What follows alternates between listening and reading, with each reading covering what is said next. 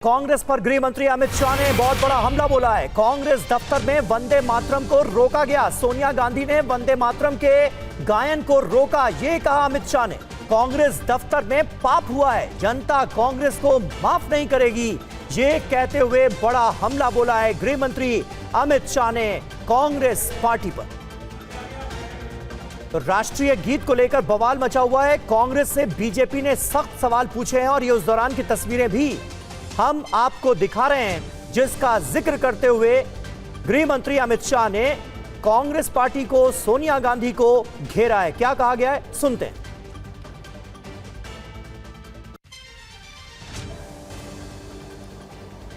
Congress party के मुख्यालय पर वंदे मातरम का गान हो रहा था।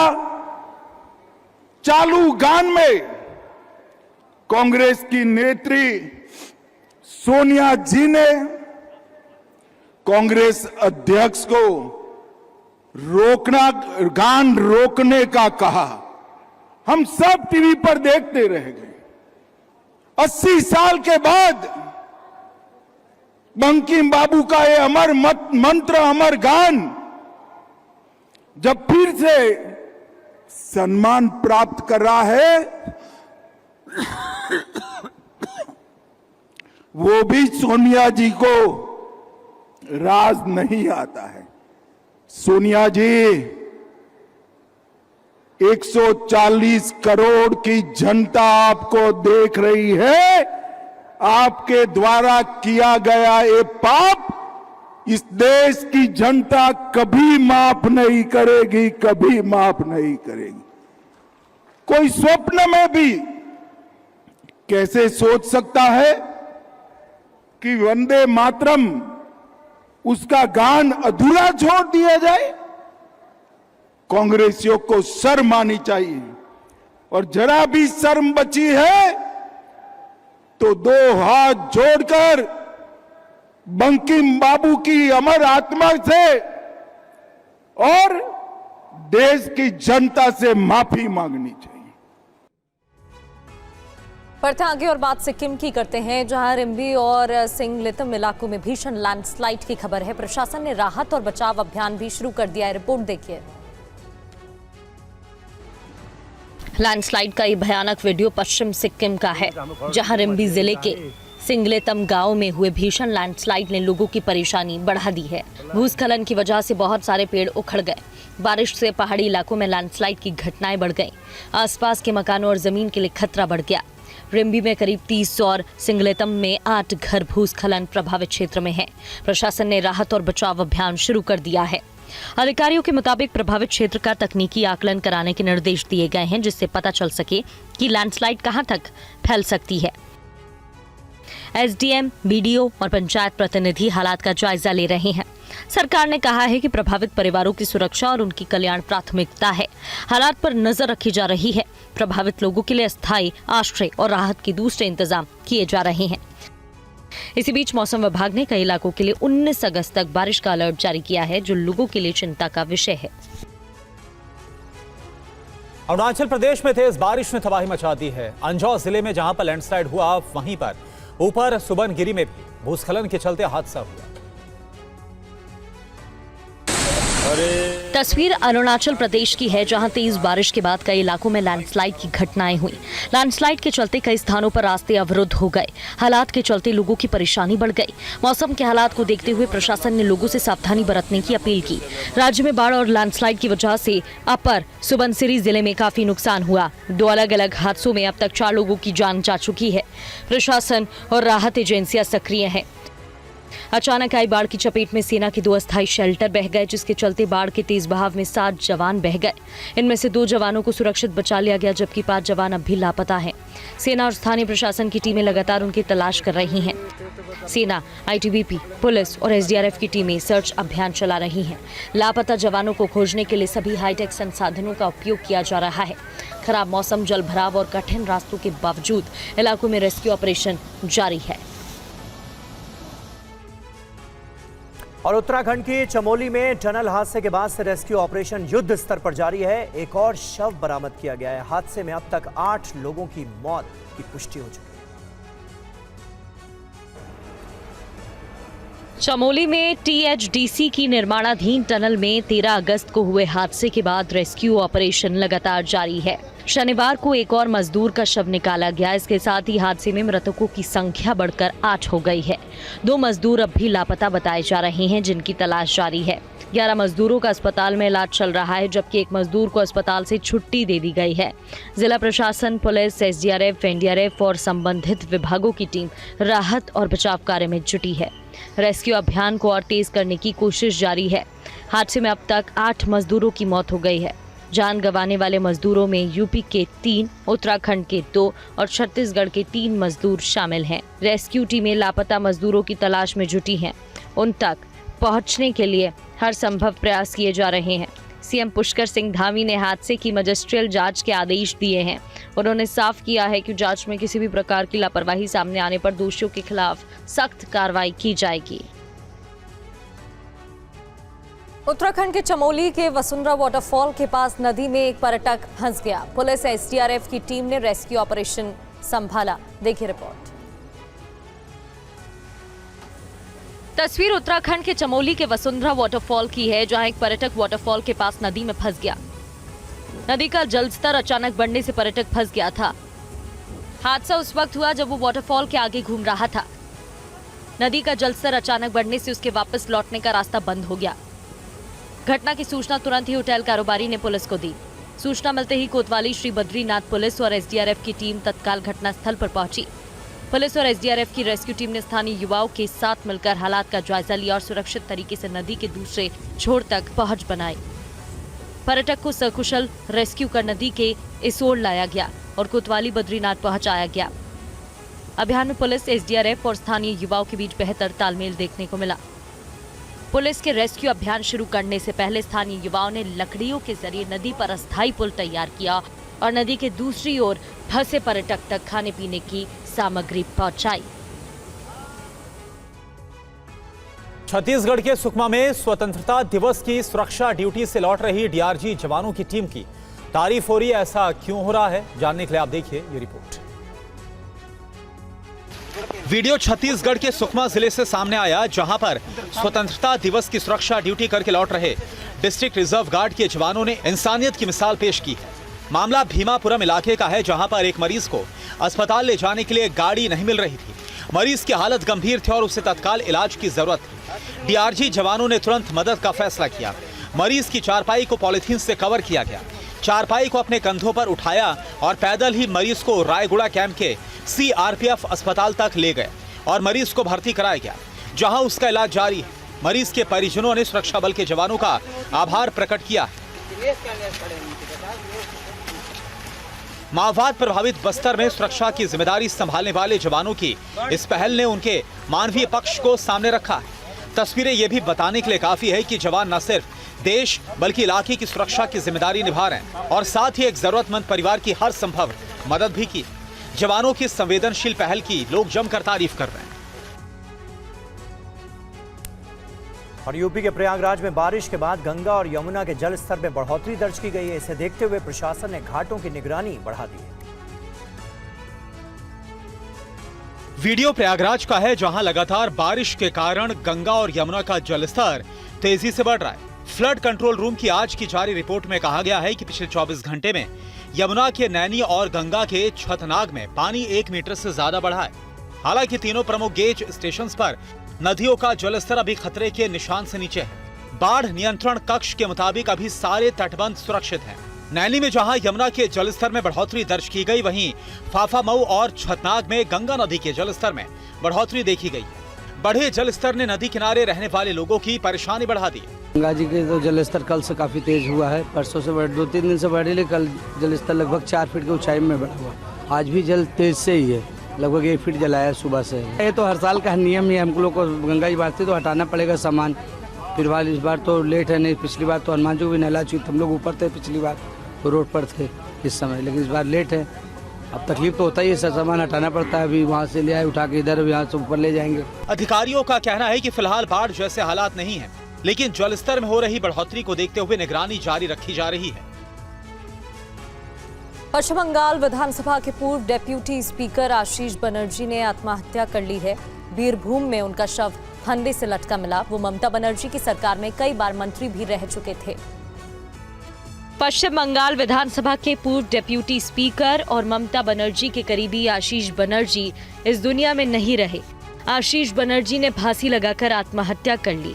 बीरभूम पुलिस को उनका शव रामपुर में टीएमसी कार्यालय में मिला। स्थानीय लोगों की सूचना पर जब पुलिस पहुंची तो आशीष बनर्जी का शव कमरे में एक पंखे से लटका हुआ मिला। बताया जा रहा है कि रामपुर हाट के वार्ड नंबर 5 में टीएमसी दफ्तर के पास इनका घर भी है। आशीष बनर्जी टीएमसी के पुराने और अनुभवी लीडर्स में से एक थे। जब ममता बनर्जी पश्चिम बंगाल की मुख्यमंत्री थी, आशीष बनर्जी ने न सिर्फ विधानसभा में डेप्यूटी स्पीकर की जिम्मेदारी संभाली, बल्कि ममता सरकार में वो कई विभागों के मंत्री रहे। आशीष बनर्जी 2001 से 2021 तक 5 बार रामपुर हाट सीट से विधायक रह चुके थे। फिलहाल पुलिस ने उनके शव का पंचनामा कर पोस्टमार्टम के लिए रामपुर हाट मेडिकल कॉलेज भेज दिया है। अभी मौत की वजह साफ नहीं है, लेकिन पुलिस को आशीष बनर्जी का लिखा हुआ एक सुसाइड नोट मिला, जिसमें उन्होंने साफ साफ लिखा है कि उनकी मौत के लिए कोई भी जिम्मेदार नहीं है।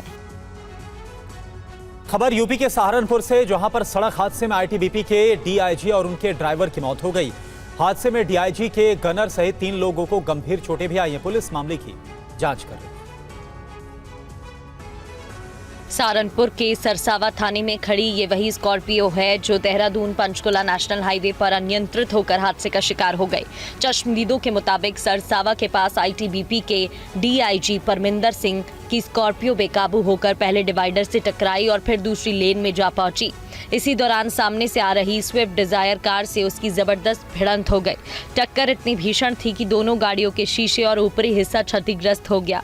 हालांकि सूचना मिलते ही सरसावा पुलिस मौके पर पहुंच गई और स्थानीय लोगों की मदद से दोनों वाहनों में फंसे घायलों को बाहर निकाला गया। तुरंत ही सभी को अस्पताल पहुंचाया गया, जहां डॉक्टर्स ने आईटीबीपी के डीआईजी और उनके ड्राइवर को मृत घोषित कर दिया। आमने सामने की टक्कर हुई है ट्रेन में और गाड़ियां पलट गई हैं।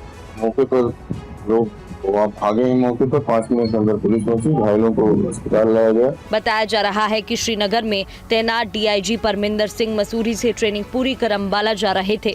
इसी दौरान यह हादसा हो गया। फिलहाल पुलिस मामले की जांच कर रही है। और अहम खबर है यूपी के नोएडा से। नोएडा के सेक्टर 122 में दबंगों ने जमकर आतंक मचाया। पुलिस ने वीडियो के आधार पर मामले की जांच शुरू कर दी है। ये रिपोर्ट आपको दिखाते हैं। हंगामा, मारपीट और तोड़फोड़ का ये वीडियो नोएडा के सेक्टर 120 इलाके का, जहां वीडियो में कुछ युवक एक स्कूटी में तोड़फोड़ करते और एक युवक के साथ मारपीट करते नजर आ रहे हैं। बताया जा रहा है कि अभियुक्तों ने युवक को लाठी डंडों से जमकर पीटा, जिससे उसके सिर में गंभीर चोट आई। घटना के बाद मौके पर अफरा तफरी का माहौल बन गया। वीडियो में कुछ युवक स्कूटी को निशाना बनाते हुए उसमें तोड़फोड़ करते हुए नजर आ रहे हैं। आरोप है कि दबंगों ने लाठी डंडों से युवक को पीटा। मारपीट के दौरान उसके सिर में चोट लगने की बात सामने आई। घटना के कारण आसपास मौजूद लोगों में भी हड़कंप मच गया। सूचना मिलते ही नोएडा सेक्टर 113 थाना क्षेत्र की पुलिस ने मामले की तफ्तीश शुरू कर दी। पुलिस वायरल वीडियो और घटनास्थल से जुड़े अन्य तथ्यों के आधार पर आरोपियों की पहचान करने की कोशिश कर रही है। फिलहाल घटना के पीछे की वजह साफ नहीं हो पाई है। पुलिस का कहना है कि जांच के बाद मामले में सख्त कार्रवाई की जाएगी। घटना के बाद अभियुक्त मौके से फरार हो गए। पुलिस वीडियो के आधार पर उनकी पहचान और तलाश में जुटी है। एक्टर गोविंदा और उनकी पत्नी सुनीता आहूजा का झगड़ा अब खुलकर सामने आ गया है। सुनीता की को एक्ट्रेस पर की गई बयानबाजी को लेकर गोविंदा ने उन्हें हद में रहने की सलाह दी। अभिनेता गोविंदा ने पहली बार अपनी पत्नी के बयानों पर चुप्पी तोड़ी है। उन्होंने सोशल मीडिया के जरिए खुलकर अपनी बात रखी। गोविंदा ने चेतावनी देकर कहा कि सुनीता को हद में रहना चाहिए। साथ ही उन्होंने को स्टार का बचाव भी किया। आपके पीछे जो ग्रुप है, जो गैंग है, उनसे सभी वाकिफ हैं और मुझे लगता है कि वो वाकफियत जो है वो बहुत ज़्यादा खुल के आगे आ जाएगी, तो आपके लिए भी फिर से शोभा नहीं देगा। और मुझे ऐसा लगता है कि आगे भी शायद आपको मेरी कहीं ना कहीं ज़रूरत किसी न किसी मुकाम पर पड़ेगी। तो आप कृपया ऐसे बयान दे के ये जो पॉडकास्ट चला रही हैं और ये जो बेइज्जती किए जा रही हैं, आप थोड़ा सा आपके हद में रहिए। हाल ही में गोविंदा को उनकी अपकमिंग फिल्म की को एक्ट्रेस के साथ स्पॉट किया गया था, जिस पर सुनीता ने कहा था कि गोविंदा अपनी बेटी की उम्र की लड़की को लेकर घूम रहे हैं और उन्हें इस बात पर थोड़ी शर्म आनी चाहिए। वाराणसी एयरपोर्ट पर गोली चली है। चेकिंग के दौरान पिस्टल से गोली चली है। यात्री की पिस्टल से गोली चली है। 2 लोग घायल हुए, अस्पताल में भर्ती हैं। मामले की जांच में जुटी है पुलिस।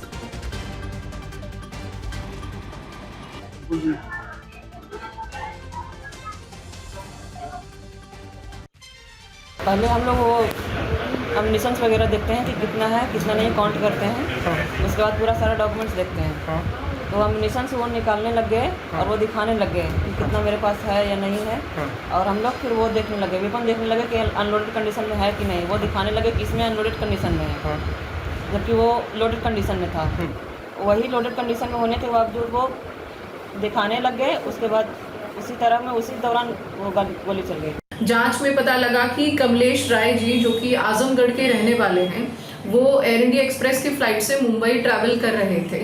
एयरपोर्ट अथॉरिटी द्वारा हमें सूचना दी गई कि इन्होंने अपने साथ कैरी करने वाली लाइसेंस शुदा पिस्टल, जिसका ऑल ओवर इंडिया परमिट है, उसको पहले से डिक्लेयर किया है। जब बोर्डिंग से पहले मानक अनुसार CISF और एयरलाइन स्टाफ के द्वारा इनकी फ्रिस्किंग चेकिंग की जा रही थी, तभी चैम्बर में मौजूद एक राउंड दुर्घटनावश फायर हुआ और वहीं खड़े हुए 2 ग्राउंड स्टाफ के कर्मचारियों को चोटें आई हैं। दोनों की ही जो स्वास्थ्य है, दोनों का स्वास्थ्य अभी स्टेबल है। और अब वक्त हो गया है TV9 की खास पेशकश द ऑटो शो का।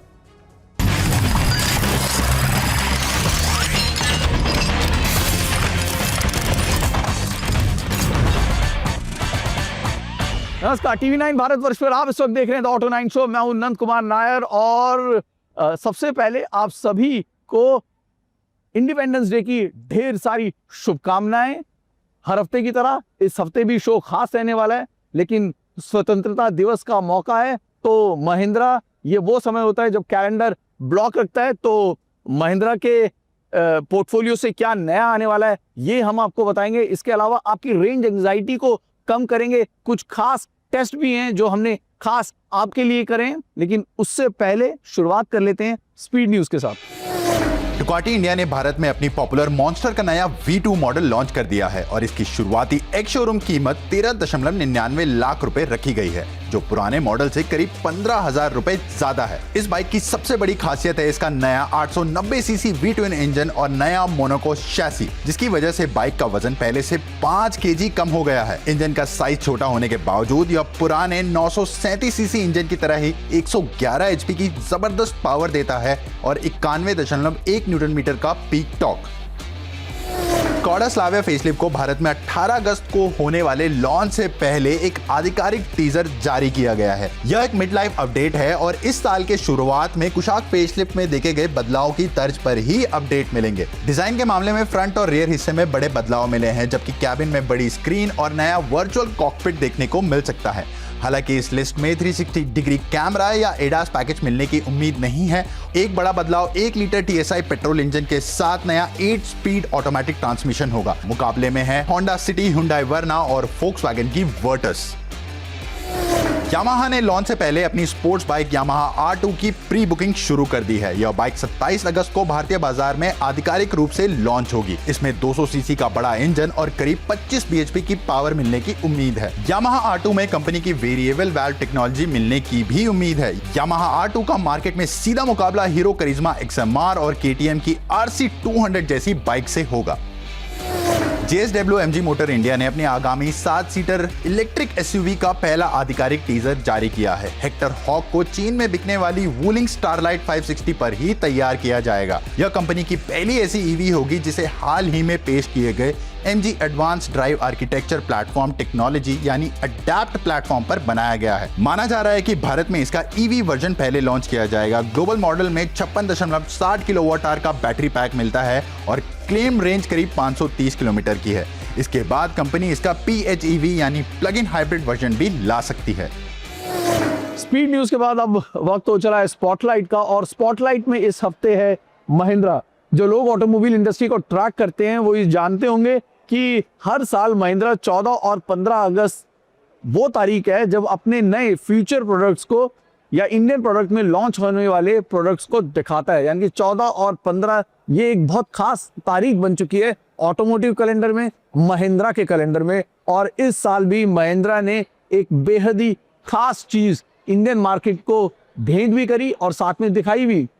ग्लोबल प्रोडक्ट, एक पिकअप ट्रक, नाम स्कॉर्पियो लाइफस्टाइलर।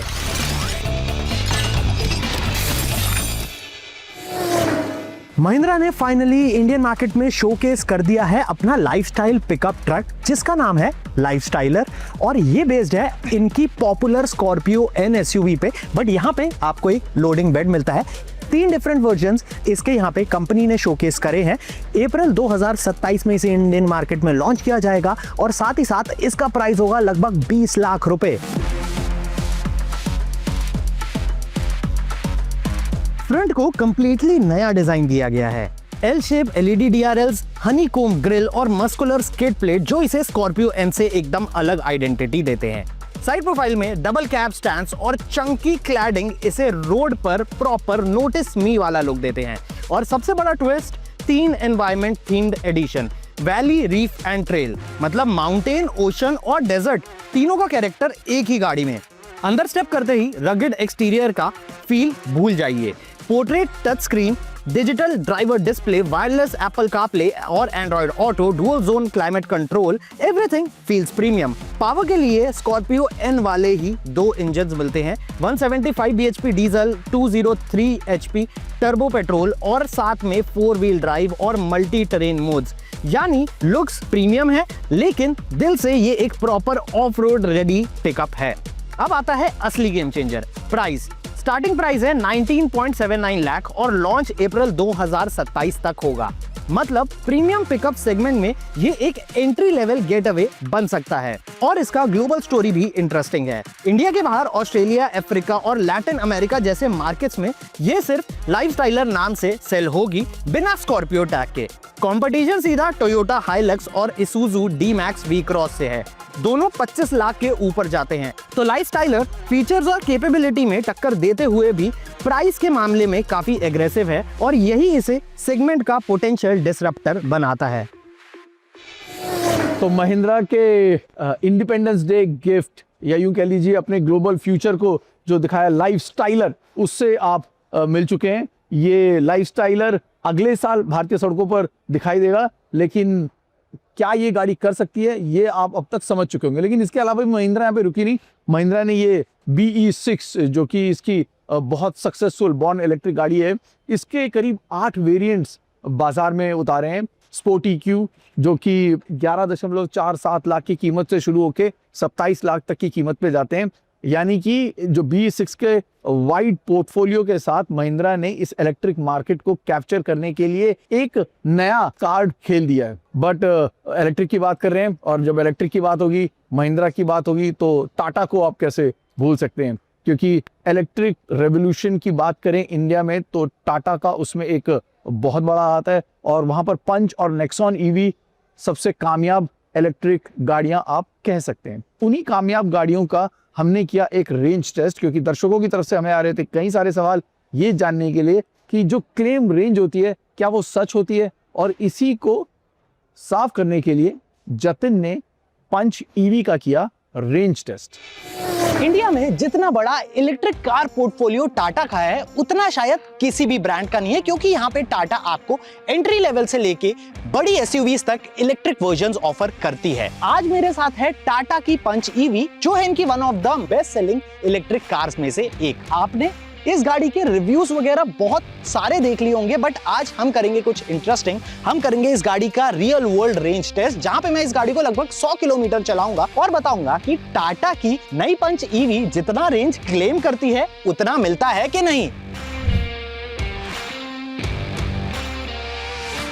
तो अपना रेंज टेस्ट शुरू करने से पहले हम आ गए हैं इस गाड़ी को चार्ज करने के लिए। इसके अंदर लगभग 64% की चार्जिंग थी, बट हम इसे फास्ट चार्जर पे लगाया है। ये है 60 किलोवाट आवर का फास्ट चार्जर और मेरा जो टाइमिंग दिखा रहा है वो दिखा रहा है लगभग 35 से 40 मिनट लगेंगे इसे 64 से 100% चार्ज होने में, और उसके बाद हम चलेंगे सीधा इसका रेंज टेस्ट करने। 30 किलोवाट आवर और 40 किलोवाट आवर दो बैटरी पैक्स के साथ आती है। ये इसका top of the line 40 kilowatt hour battery pack model है जिसकी क्लेम रेंज 468 किलोमीटर कंपनी बताती है। हमारी ये गाड़ी 100% चार्ज हो गई है। 3 इसमें मोड्स आते हैं, बट मैं इसे सिटी मोड के अंदर चलाऊंगा। इको मोड में 324 किलोमीटर की रेंज है और सिटी मोड में 309 किलोमीटर की रेंज है। यहाँ पे अगर मैं इसका एसी ऑफ कर देता हूँ सिटी मोड में तो 351 किलोमीटर की रेंज आ रही है, तो मैं इसका एसी ऑन करके ही इसे चलाने वाला हूँ। बट उससे भी पहले इसका हम ट्रिप मीटर जो है ये भी रीसेट कर लेते हैं। ट्रिप मीटर रीसेट हो गया, तो चलिए अब चलते हैं।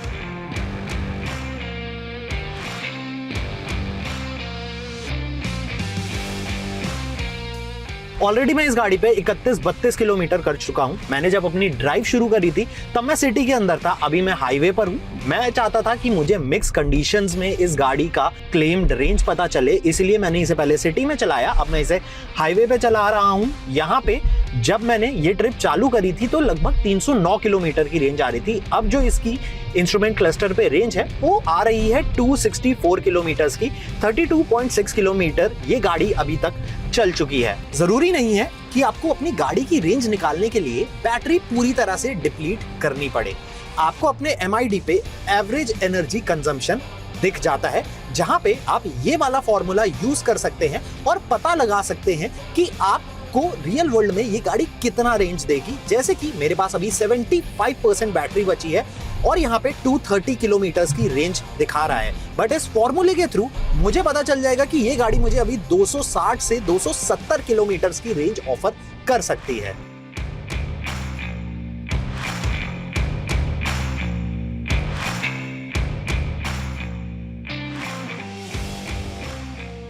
तो हमारा टेस्ट काफी ज्यादा इंटरेस्टिंग रहा। हमने काफी मिक्स कंडीशंस में इस गाड़ी को चलाया। मैंने इस गाड़ी को लगभग 100 किलोमीटर के करीब चलाया और यहाँ पे मेरे पास है इसका 40 किलोवाट आवर वर्जन। और अगर मैं इसका रेंज निकालूं तो एवरेज कंजम्पशन फॉर्मूला को यूज करते हुए इसका रेंज मुझे लगभग पड़ेगा 270 से 300 किलोमीटर के बीच में, which is not bad at all. और इट ऑल्सो डिपेंड्स कि आप कैसी ड्राइविंग कंडीशंस में गाड़ी को चला रहे हैं, किस तरीके से चला रहे हैं। इको मोड में चलाएंगे ज्यादा रेंज मिलेगा, एसी ऑफ कर देंगे और ज्यादा रेंज मिलेगा। मैंने इसके सिटी मोड पे रखा और इसका एसी ऑन रखा, जिन कंडीशंस पे मैं गाड़ी चलाना प्रेफर करता हूं, तो मुझे इतना इसका रेंज मिला। तो कंपनी जो 400 प्लस का रेंज क्लेम करती है वो तो भाई साहब आपको नहीं मिलने वाला है, बट यहाँ पे आपको 270 से 300 के बीच में रेंज मिल सकता है। और अगर आप थोड़ा और इसे तमीज से चलाएंगे तो आप 300 से ऊपर भी इसका रेंज प्राप्त कर सकते हैं। चलिए, महिंद्रा की और टाटा की बात हो चुकी है, अब चलते हैं एक और इंडियन कंपनी की तरफ, लेकिन टू व्हीलर बजाज। जी हाँ, बजाज का जो एक सबसे फेमस ब्रांड है वो है पल्सर, और पल्सर अपने 25 साल पूरे कर चुका है। और इस 25 साल को सेलिब्रेट करने के लिए पल्सर 2 वेरिएंटों को इंडियन मार्केट में लॉन्च किया गया। तफसील से जान लेते हैं कि इन दोनों बाइक्स में क्या क्या नया है। बजाज पल्सर के बारे में मुझे इंट्रोडक्शन देने की कोई भी जरूरत नहीं है। सन 2000 में लॉन्च होने के बाद अब तक शायद ये सबसे लॉन्गेस्ट रनिंग नेम प्लेट होगा of a 2 wheeler brand in India. ये शायद खुद में ही एक ब्रांड बन चुका है। 2026 के लिए बजाज ने अपनी N160 को काफी बड़े अपग्रेड्स दिए हैं। आज के वीडियो में हम सारी बातें जानेंगे। नई N160S और SS में नया 164.5 सीसी वाला 4 वाल्व ऑयल कूल्ड इंजन दिया गया है। यह 18.5 PS की पावर और 14.4 न्यूटन मीटर का टॉर्क जनरेट करता है, जो पुराने 2 वाल्व मॉडल से लगभग 2.5 PS ज्यादा है। कंपनी का दावा है कि यह बाइक 0 से 60 किलोमीटर प्रति घंटा की रफ्तार महज 4.5 सेकंड में पकड़ लेती है, जो इसे सेगमेंट में सबसे तेज बना देता है। तथा आपको मिलता है 5 स्पीड गियर बॉक्स।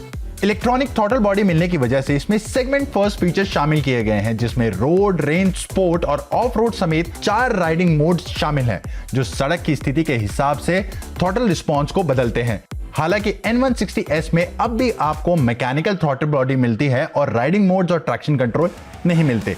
वहीं टॉप वेरिएंट में ट्रैक्शन कंट्रोल का फीचर भी मिलता है। भारी ट्रैफिक में बार बार क्लच दबाने की झंझट खत्म करने के लिए इसमें क्रॉल टेक्नोलॉजी दी गई है, जिससे बाइक धीमी स्पीड में अपने आप आसानी से आगे बढ़ती रहेगी और आपको डाउनशिफ्ट नहीं करना पड़ेगा। N160 SS में 5 इंच का TFT डिस्प्ले मिलता है, जिसमें गूगल मैप्स स्क्रीन पर ही दिखाई देता है। इस सेगमेंट की किसी स्पोर्ट्स बाइक में गूगल मैप्स मिररिंग पहली बार दी गई है। N160 SS में adjustable clutch lever, radial rare tyre, coloured alloy wheels और नए ग्राफिक्स दिए गए हैं। हालांकि S मॉडल में आपको ये सब फीचर्स नहीं मिलते और ब्लैक्ड आउट एलॉय व्हील्स मिलते हैं। फ्रंट डिस्क ब्रेक का साइज 280 mm से बढ़ाकर 300 mm कर दिया गया है। इसमें सिंगल और डुअल चैनल ABS का ऑप्शन मिलेगा। बाइक में 14 लीटर का फ्यूल टैंक, 795 mm की सीट हाइट और 165 mm का ग्राउंड क्लियरेंस दिया गया है। ये नई पल्सर्स 3 शानदार रंगों में उपलब्ध हैं, जो है Atlantic blue, pearl metallic white और ब्रुकलिन ब्लैक। N160 की शुरुआती एक्स शोरूम कीमत 1,33,511 रुपए रखी गई है और N160 SS की 1,42,585 रुपए। ये नए वेरिएंट्स मौजूदा 2 वाल्व पल्सर N160 के ऊपर रहेंगे, साथ ही मौजूदा मॉडल्स की बिक्री भी जारी रहेगी। तो आज के द ऑटो 9 शो में इतना ही। इजाजत लेने का समय आ गया है, लेकिन 1:20 रविवार TV9 भारतवर्ष, ये वक्त याद रखिएगा। हमारी मुलाकात इसी समय पर होती है, बात होती है कार्स एंड बाइक्स की। जाते जाते वही एक बात जो हर बार कहता हूं कि प्लीज सड़क नियमों का पालन करें। छोटी से छोटी चीजें भी शायद आपके परिवार की, आपकी दोस्तों की मुस्कुराहट के लिए एक बहुत बड़ा कारण बन सकती है। नमस्कार।